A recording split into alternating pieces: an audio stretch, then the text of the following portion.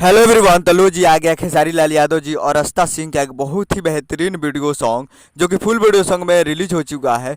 और इस गाने को लिखे हैं अखिलेश कश्यप जी और दीपक मतलबी जी। दो मिलकर इस गाने को लिखे हैं और इसमें म्यूजिक दिए हैं जेपी तिवारी जी। और इसे गाए हैं खेसारी लाल यादव जी और अंजलि आर्या जी, जो कि आपको स्क्रीन के ऊपर दिखाई दे रहा है जी। सॉन्ग का टाइटल रखा गया है गोरी गाँव वाली, जिसका टाइटल है गोरी गाँव वाली। और ये फुल वीडियो सॉन्ग रिलीज हो चुका है। और वीडियो में है खेसारी लाल यादव जी और आस्था सिंह जी, फिट में है आस्था सिंह जी। तो ये फुल वीडियो सॉन्ग आ चुका है और इसे कंपोज किए हैं शुभम तिवारी जी। इस गाने को कंपोज किए हैं शुभम तिवारी जी, जो कि काफ़ी बेहतरीन कंपोज किए हैं और काफ़ी बेहतरीन सॉन्ग ज़बरदस्त है। तो आप लोग अभी तक इस वीडियो सॉन्ग को नहीं देखें तो आप लोग जाइए और जाकर सयामा फिल्म्स भोजपुरी यूट्यूब चैनल पे फुल वीडियो सॉन्ग को जाकर आप देख सकते हैं।